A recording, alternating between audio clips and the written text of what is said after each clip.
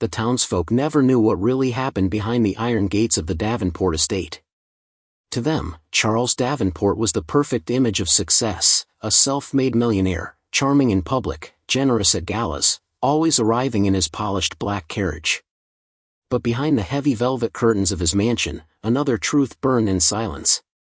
One night, under the pale glow of the oil lamp, Charles set fire to a stack of papers in the grand fireplace. They weren't ordinary papers, they were his wife's medical records. Records that held the truth about her failing health, the treatments she desperately needed, and the cost he refused to bear. To him, weakness had no place in his empire. To him, her illness was an inconvenience. The flames devoured every page as his wife, Eleanor, lay weak upstairs in her bed, unaware that her chance at survival was turning into smoke. But someone else had seen it all. From the open stable door, through the crack of the window, a pair of steady dark eyes watched. A white horse, proud and loyal, stood silently under the moonlight. His name was Valor. He could not speak, yet his gaze carried witness. And what he saw that night would soon bring the entire truth crashing down. Because sometimes justice does not arrive in the form of lawmen or judges, sometimes it thunders in on four hooves. At daybreak, the Davenport estate looked almost kind. Mist clung to the paddocks like a soft shawl, and the sycamores along the drive lifted their leaves to catch the first rinses of light. A windmill turned with the slow authority of old machinery, creaking a rhythm that belonged to work and patience. From the big house, white plaster, black shutters, a balcony that watched the valley as if it owned the view, came the faint clatter of kitchen pans and the polite footsteps of servants who had learned, by habit, to move like echoes. Eleanor Davenport rose before the house did. She had learned, in the quiet hours of morning, to take inventory of herself, what the night had stolen, what the morning had given back. Some days, the world met her with steady ground beneath her feet, other days, the floor tilted, just a degree or two, enough to make the hallway longer than it should be. Today, the ground welcomed her. She pulled on her wool cardigan, looped a ribbon through her braid, and took from the dresser drawer a small cloth pouch that held sliced apples. Then she slipped down the back staircase, past the pantry where the smell of yeast and cinnamon lived, and stepped outside where breath became visible. The stables stood low and clean, their doors painted the exact dark of wet earth. As she approached, the horse in the far stall shook his mane as if to toss the night out. He was more luminous than white, a color that refused to be named, silver when the sun hit him, milk pale in shade. Valor, she had called him the week he came to them, because bravery sometimes announces itself quietly, with a steady gaze. He had that gaze even as a colt, measured, attentive, the kind of look that suggested he was adding small pieces of the world together. "Good morning, sir," Eleanor said, and heard in her voice the smile that did not always reach her mouth. She set the pouch on the stall door, clicked the latch down, and stepped inside. Valor's ears flicked forward, his breath haloed the cool air. He dropped his head to her shoulder, a gentle, heavy hello, then lifted it to nose the pouch with purpose.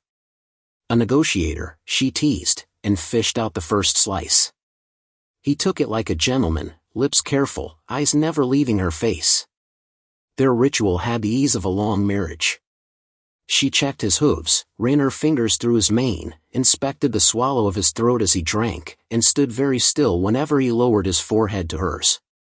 He liked the quiet. She did too.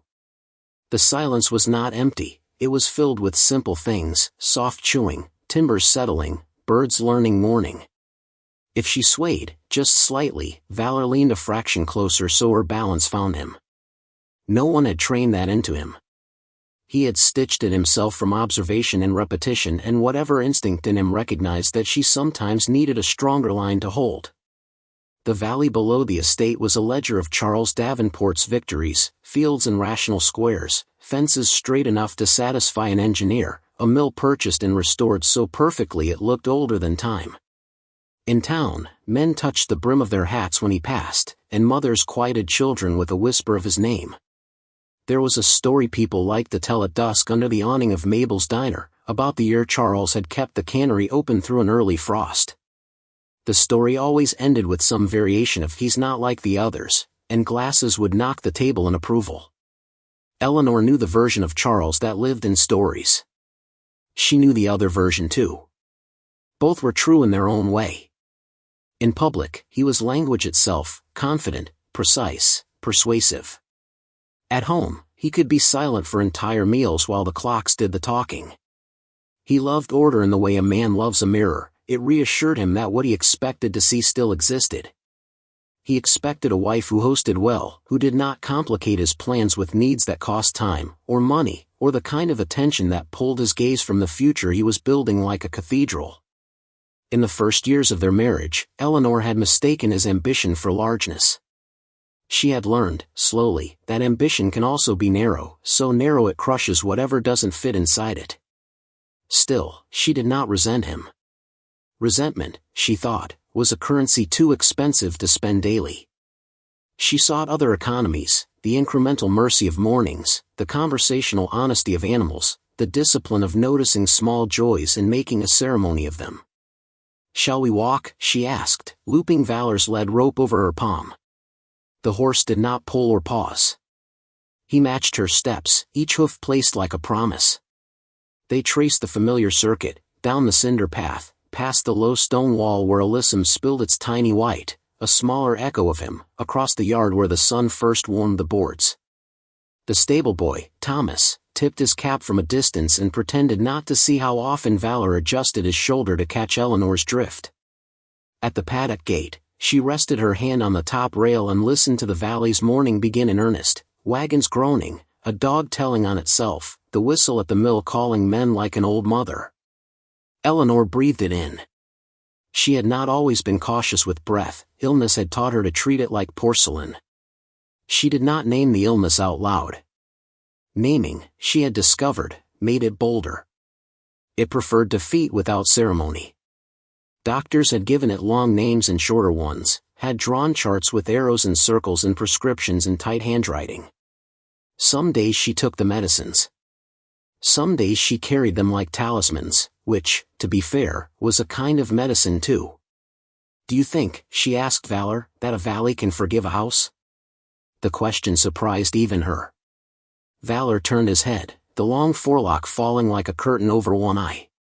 He breathed, and she took that as an answer sufficient for mourning. The main house, from this distance, reasserted its authority. It was not cruel, not exactly.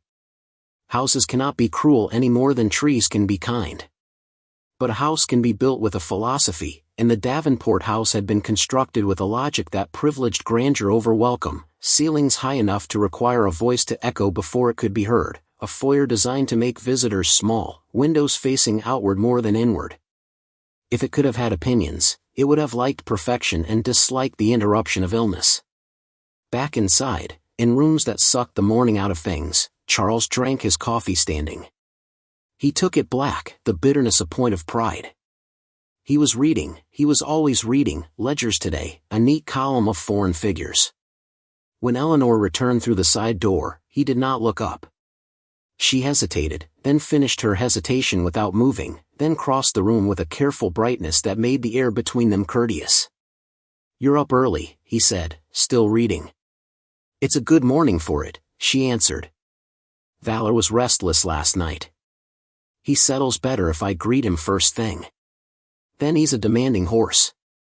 It could have been a joke. It wasn't. He's watchful, not demanding. She kept her tone neutral, like water in a glass. He's learned the house. He knows when the doors open. He listens when they close. Charles turned a page. "The Stratton account will come through by week's end," he said, as if they had been discussing this all along. "After that, we can consider expanding the southern acreage." Eleanor nodded. Expansion was a language she did not speak but had learned to translate into polite noises. "There's a follow-up with Dr. Meeks on Thursday," she said gently. "He wants to go over the results from last month." He mentioned adjustments. Charles's jaw tidied itself. He slid the ledger closed with a hand that did not slam but instructed. "Dr. Meeks is prone to dramatics," he said. "It suits his billing model. He believes the adjustments might ease the..." She searched for a word that would not insert itself between them like a stranger. Pain? Exhaustion? Fog? Each would be true, each would be an accusation, and she did not want to be cruel before breakfast. The episodes, she finished. Charles lifted his eyes then. They were the color of a coin that had never been spent. "We are not subjects of medicine," he said, and though his voice was not loud, it arrived wearing armor. "We engage it as needed." Eleanor folded her hands at her waist. She could feel the day dividing, a gentle first half, a later half with stares. "As needed," she repeated, because sometimes repeating softened things, and because she had discovered that echoing Charles allowed conversation to continue, even if in a smaller room. He kissed her cheek on his way out, an efficient blessing. "I'll be at the mill until noon," he said. "Keep the house." Keep the house, as if it were a thing that could be held, as if the house were not the one doing the keeping. When the door shut, it was the kind of shut that lingered. Eleanor stood alone in the polished quiet and listened for something, her own resolve, perhaps, then moved toward the window where the light remembered her. By mid-morning, she was in the garden. The rosemary hedges had grown too proud of themselves, and she trimmed them back with the precision of someone who understood both beauty and necessity. She worked until her breath suggested a bench would be wise. Sitting, she pressed her palms to the rough wood and closed her eyes. The world tilted, a little. It would pass. It tended to pass when she acknowledged it, which felt like a small mercy, how truth, named gently, sometimes became gentler. Valor watched from the fence line, ears flicking like punctuation. When she glanced up, he lifted his head, and she raised a hand in a wave that said everything was all right, even if everything was not. In town, the day widened. Mabel iced a row of lemon cakes and told a regular that Mrs. Davenport had the softest voice she had ever heard on a hard day. At the mill, Charles stood with his foreman and used his forefinger like a compass, drawing quick circles in the air where new machines might go. A boy on a bicycle delivered invoices and returned with a pocket full of peppermint sticks for his sisters. The sheriff leaned in his doorway and read a letter from his brother out west. The town was not a chorus yet, it was tuning its instruments. And in the house on the hill, a woman who had learned the exact weight of a morning drew a breath, then another, then stood. She returned the clippers to their hook. She smoothed the rosemary's raggedness with the flat of her palm. She did not call what lived inside her by its worst name. She had better names for this hour: garden, apples, breath, and she held them like bright coins in her pocket, to be spent carefully when the day asked for payment. At noon, when the sun flexed and the house grew its shadows, Eleanor walked back to the stable with a fresh pouch of sliced apples. Valor greeted her with that ceremonial nod he always offered, not as a trick or a learned cue, but as if acknowledging that the day required courtesy. She placed her cheek briefly to the place where his jaw met his neck. The warmth there steadied her. He exhaled, and for a small second she felt the old faith of childhood, that if she did the simple things faithfully enough, apples, breath, kind words said to animals, the world would keep its shape. She did not know, not yet, how quickly shapes could change, or how a single act performed under the cover of a house's grandeur could set a fire that scorched more than paper. She only knew her morning had been merciful, and that the horse who learned her footsteps better than she knew them herself had watched, and memorized, and made a quiet study of love. The summer sun had climbed high, and with it came the dry heat that turned the Davenport estate into a chamber of stillness. Curtains were drawn against the light, but even so, the air inside the house seemed heavy, as though the walls themselves had begun to sweat under the weight of secrets. Eleanor sat in her room upstairs, her chest rattling with each breath. She pressed a damp cloth to her forehead and let her gaze wander to the garden below. From her window she could just make out the white shimmer of Valor, grazing lazily near the fence, ears flicking whenever the breeze carried the sound of carriage wheels from town. She longed for fresh air, for the steadiness of the horse's company, but her body resisted. Fatigue clung to her like another layer of skin. She leaned back, whispered a quiet prayer into the silence, and closed her eyes. Downstairs, Charles Davenport stood at his desk in the study, his fingers tapping impatiently against the dark oak surface. Spread before him were several envelopes, stamped with the insignia of the town's medical practice. He had opened them already, weeks ago, months ago, and every page had told him the same truth in different words. Eleanor Davenport requires advanced treatment. Immediate attention necessary. Estimated costs.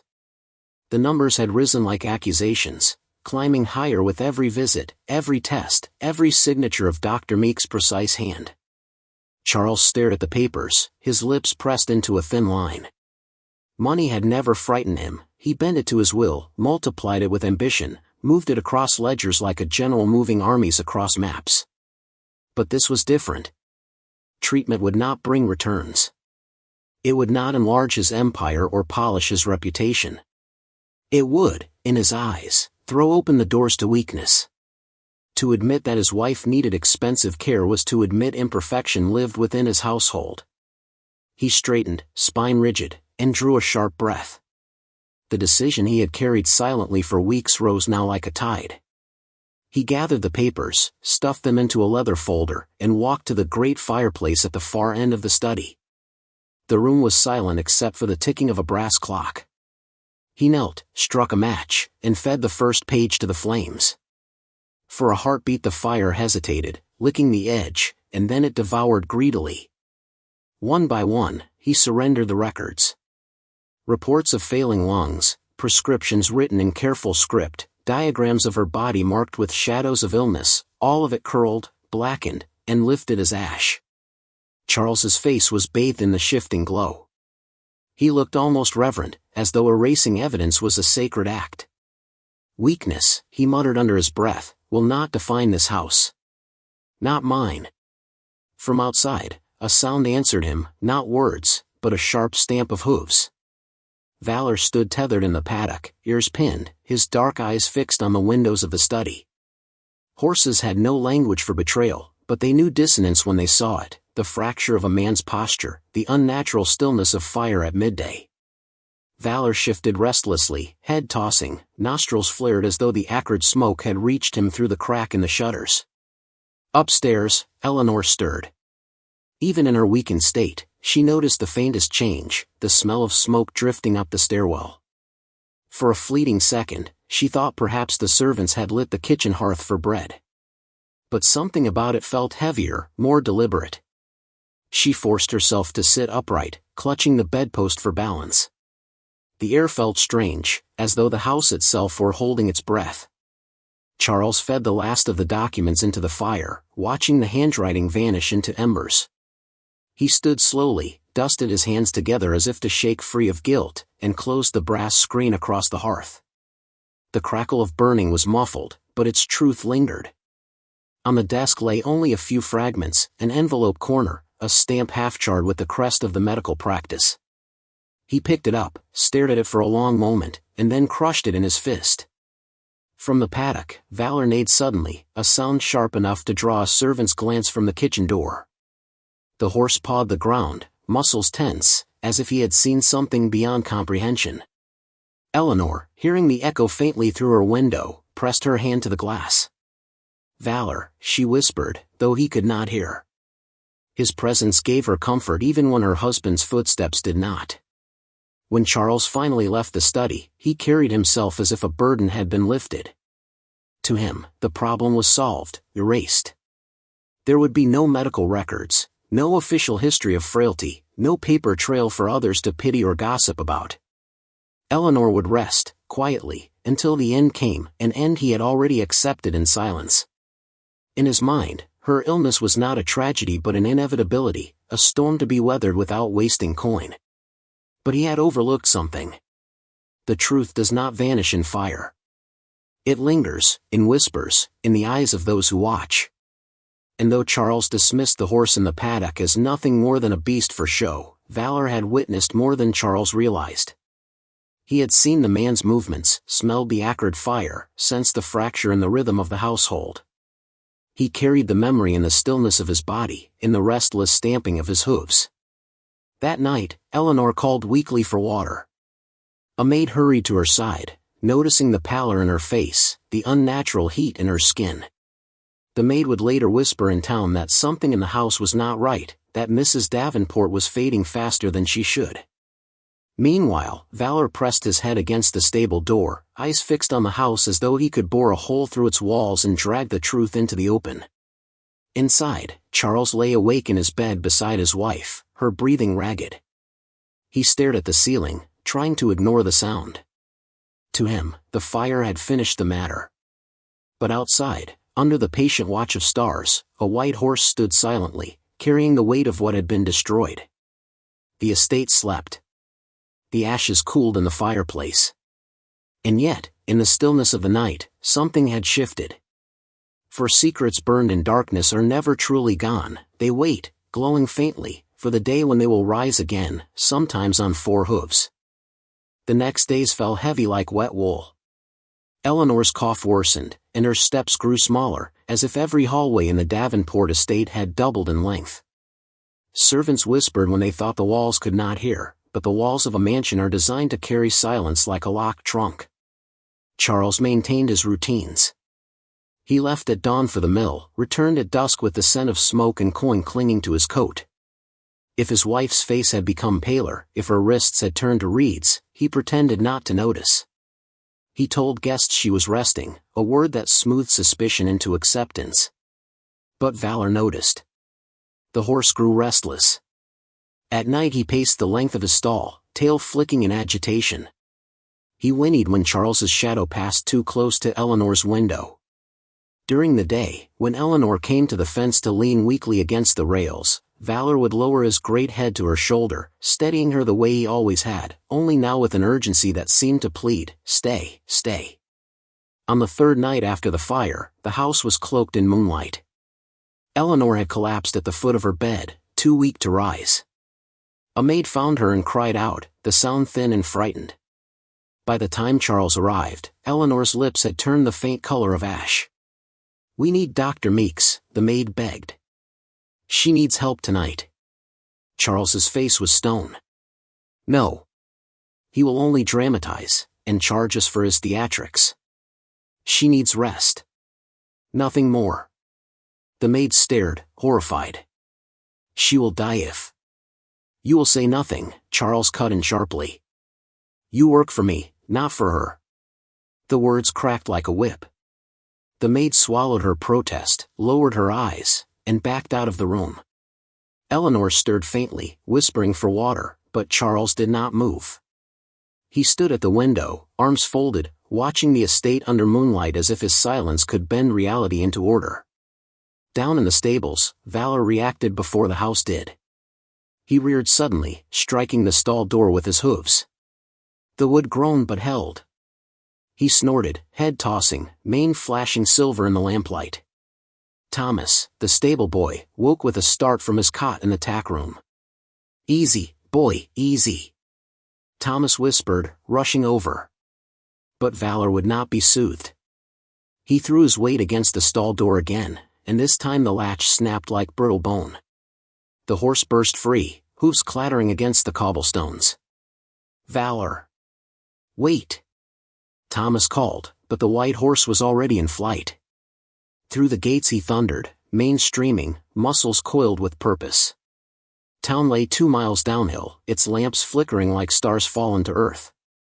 Valor took the road with the determination of a creature that had seen too much. Dogs barked as he passed. Windows opened, townsfolk blinking into the night at the sight of Davenport's horse running loose, nostrils flared, foam at his mouth.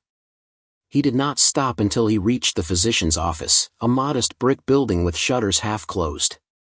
He planted his hooves at the door and neighed, a sound so sharp it rattled glass. Inside, Dr. Meeks was dozing in his chair, spectacles crooked on his nose. He woke with a start, heart hammering, and shuffled to the door. When he opened it, the sight stunned him, Davenport's horse, sweating, eyes wide with urgency, refusing to move. "What in heaven's name?" Meeks murmured. He reached out, and Valor pulled back, then turned sharply toward the road, stamping, pawing at the dirt. He tossed his head in the direction of the estate, then looked back at the doctor with a stare that carried more command than words. Meeks hesitated only a moment. He was a man of science, not prone to fanciful thoughts, but even he could not mistake the message. He shouted to his assistant to ready his bag. Within minutes, he was astride his own horse, following the white blur that galloped ahead like an urgent beacon through the night.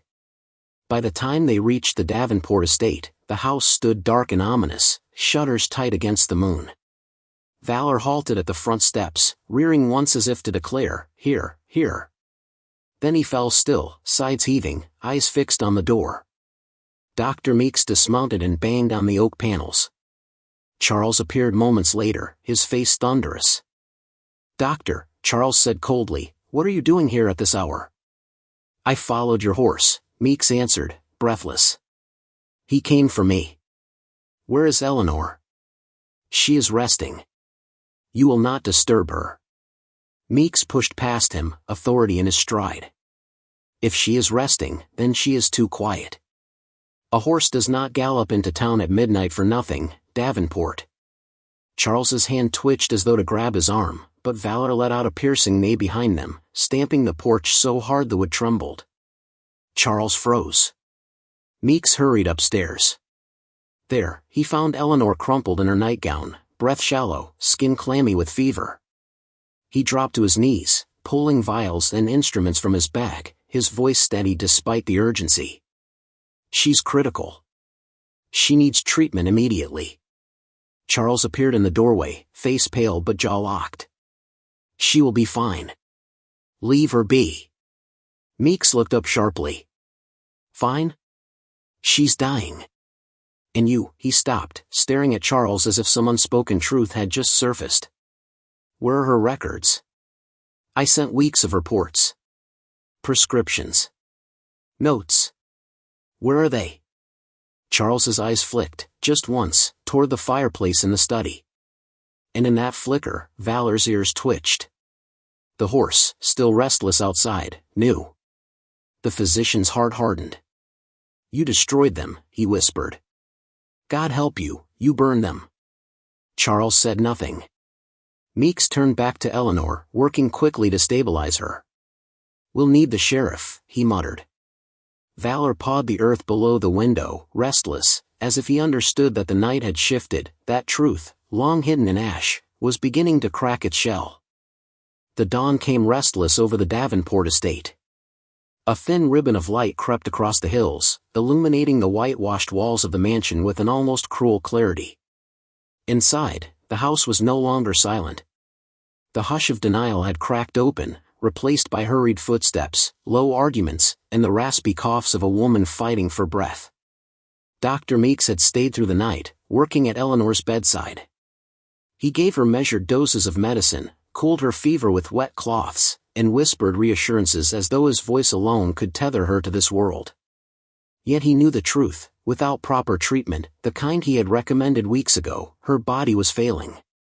Downstairs, Charles Davenport stalked through the study, his polished boots clicking like accusations across the floorboards. His fists clenched and unclenched, restless as caged animals.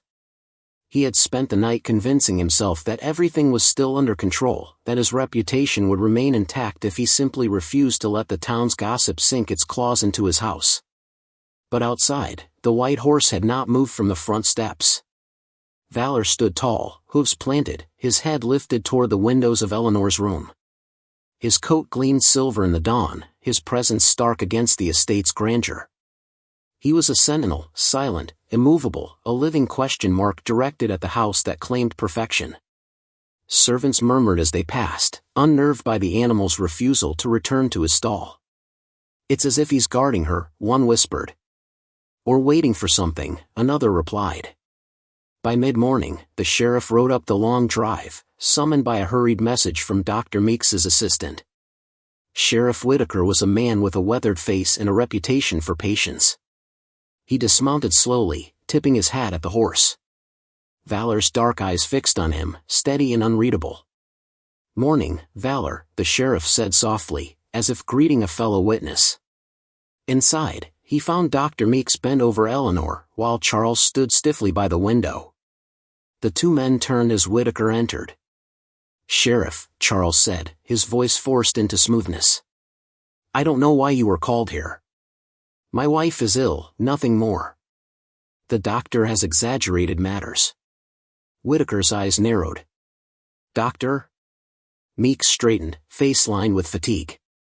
She's dying, Sheriff. Weeks ago, I gave Davenport here every report, every prescription, every warning. They've vanished. And unless my instincts deceive me, they weren't misplaced. A dangerous stillness filled the room. Charles's jaw tightened. Accusations without proof mean nothing, he said coldly. Be careful, Doctor. Words like that can ruin reputations. At that moment, Valor neighed, loud, cutting, so sudden that Eleanor stirred weakly at the sound. The cry carried through the open window, a fierce summons. The sheriff stepped to the sill, looking down. There on the porch lay a scatter of gray ash, disturbed by the horse's restless hooves. Whitaker frowned, then turned sharply. Show me the study, he ordered. Charles blanched but led the way, his protestations tumbling out. There's nothing there. Just a fire to warm the house.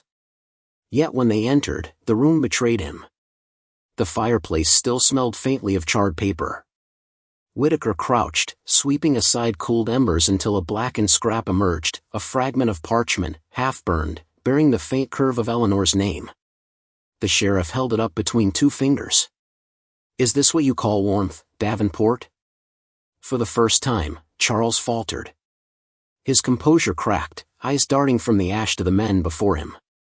He opened his mouth, but no words came. Behind them, Valor's hoof struck the porch again, sharp against the wood, as if echoing the sheriff's unspoken verdict. Whitaker turned, voice hard. You burned her records. You denied her the treatment that might have saved her. That's not just cruelty, it's a crime. Charles's voice finally broke loose, bitter and desperate. Do you think I'd let this house, my name, be dragged through pity? Do you think I built an empire to watch it rot in the shadow of weakness? She was already lost. I merely ensured it, the doctor cut in, trembling with controlled fury. In the hallway, servants had gathered, drawn by the raised voices. Their faces bore fear, but also something else, relief, that the truth was finally spoken aloud. Whitaker stepped closer to Charles, his hand hovering near the iron cuffs at his belt. You'll come with me. Charles's face hardened, pride flickering stubborn even in ruin. On whose word? A tired doctor, a fevered woman, a horse. As if summoned, Valor let out a final, thunderous neigh, hoofs striking the ground so hard that dust rose in clouds. The sound filled every corner of the house. Eleanor's eyes fluttered open, her lips trembling. With great effort, she whispered, He saw. He saw everything. Her words silenced the room.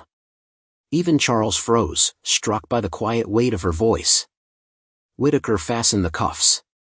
Sometimes, he said, the truth doesn't need words, it just needs witnesses. And your horse has been more honest than you'll ever be. The servants watched as Charles Davenport, the man they had feared and admired, was led down the grand staircase in chains. Outside, Valor stood waiting, his gaze steady, as though he had known all along that this moment would come. The townsfolk soon gathered at the gates, murmuring in disbelief as the mighty man was taken away, exposed not by rival businessmen or cunning politicians, but by his own arrogance, and by a horse who refused to let silence bury the truth. As the sheriff's carriage rumbled toward town, Eleanor's faint whisper carried through the house, Thank you, Valor. And though he made no sound, the horse lowered his head, as if bowing to a truth he had carried patiently until the world was ready to see it. The Davenport estate was never the same after that morning. The mansion that once loomed with pride now stood hollow, its grand shutters closed against the world. Its master was gone, carried off in chains. Its mistress lay weak but alive, clinging to the fragile thread of breath, and outside in the paddock stood the white horse whose loyalty had cracked the silence of a house built on lies. News spread swiftly through town. Some shook their heads, unwilling to believe that Charles Davenport, the man they'd admired for keeping mills running and wages flowing, could commit such cruelty within his own home. Others whispered that it only proved what they had long suspected, wealth was a mask, and power could be a cage. Either way, the town rallied not to Charles, but to Eleanor. Within days, donations began to appear at the estate, baskets of fruit, jars of honey, folded quilts. Neighbors who had once stood at a distance now gathered at her bedside, offering quiet prayers. Most important of all, Dr. Meeks arranged for Eleanor to be transported safely to a small clinic on the edge of town, where her treatment could finally begin. Valor followed the carriage down the road, hooves steady, as if he understood that the fight was not over until she was safe. At the clinic, Eleanor slowly regained strength. The medicine eased her fevers, though she remained delicate, her breath often shallow. Still, each day she found enough energy to greet Valor at the fence. He would stand motionless until she reached out, then lower his head so she could stroke the length of his mane. It was as though they carried a secret between them, that he had been her voice when she had none. The townsfolk came often, bringing their children to see the horse that had told the truth. Children would press apples into his mouth, giggling as he chewed with regal patience. Mothers whispered to Eleanor, "He saved you. He saved all of us, in a way." For Valor's defiance had done more than expose a man's cruelty, it had reminded the town that silence, when broken, can change everything. Meanwhile, Charles Davenport awaited trial. The sheriff's reports made clear that he had destroyed critical records, effectively condemning his wife to death to preserve his reputation. What had once been his empire crumbled as investors withdrew, mills faltered, and land he had hoarded was sold off to pay debts and legal fees. In town squares and church pews, people spoke his name no longer with admiration, but with caution, a parable of how pride can rot the soul. Months later, when Eleanor had recovered enough to stand with support, the town organized a gathering in the square. It was not a trial, nor a festival, but something quieter and more profound, a recognition. A wooden plaque was unveiled, carved with simple words. "Truth has many voices." This time, it was carried on 4 hooves. Eleanor, pale but smiling, stood beside Valor as the crowd applauded. She placed her trembling hand on his neck, and he stood taller, as if understanding the honor belonged as much to him as to her. The sheriff tipped his hat, Dr. Meeks wiped his eyes discreetly, and the townsfolk cheered, not the way one cheers for spectacle, but the way people cheer when they recognize justice has finally touched earth. Children scattered wildflowers around the horse's hooves. Eleanor whispered softly so only he could hear, "You were my witness, my guardian, my courage when I had none." Eleanor never returned to the Davenport mansion. Instead, she chose a modest home near the edge of town, close enough that Valor could graze freely in a wide pasture behind her windows. She filled her days with small tasks, reading, tending to herbs, sewing quilts for families in need. Her body remained fragile, but her spirit was steady, strengthened by the knowledge that the truth had survived the fire. As for Valor, he became more than a horse to the townsfolk. He was a symbol. Farmers spoke of him when teaching their sons about loyalty. Mothers pointed to him when telling their daughters about courage. In sermons, preachers reminded congregations, when even an animal refuses to look away, how much more should we stand for what is right? One spring evening, Eleanor asked to be taken to the pasture. Leaning on a cane, she walked slowly to where Valor grazed. The sky was painted with gold and rose, the kind of light that makes even sorrow seem gentle. "Do you remember?" she whispered as she reached him. "The night you ran, the night you carried the truth into the world?" Valor lowered his head, brushing his nose against her shoulder. Tears filled her eyes, but they were not bitter. They were full of gratitude, for life, for justice, for the quiet witness who had refused to let her fade unseen. The Davenport estate remained on the hill, silent and empty, its shutters rotting in the wind. Travelers asked about it, and the townsfolk would shake their heads and tell the story, not of the man who built it, but of the woman who survived it, and the horse who revealed its secrets. Because in the end, it wasn't wealth or power that endured. It was loyalty. It was truth. And whenever children asked why the plaque in the square showed the outline of a horse instead of a man, their parents would smile and answer. Because sometimes justice does not speak in words. Sometimes it thunders in on 4 hooves. The world may try to bury truth in ashes, but loyalty will always find a way to make it rise.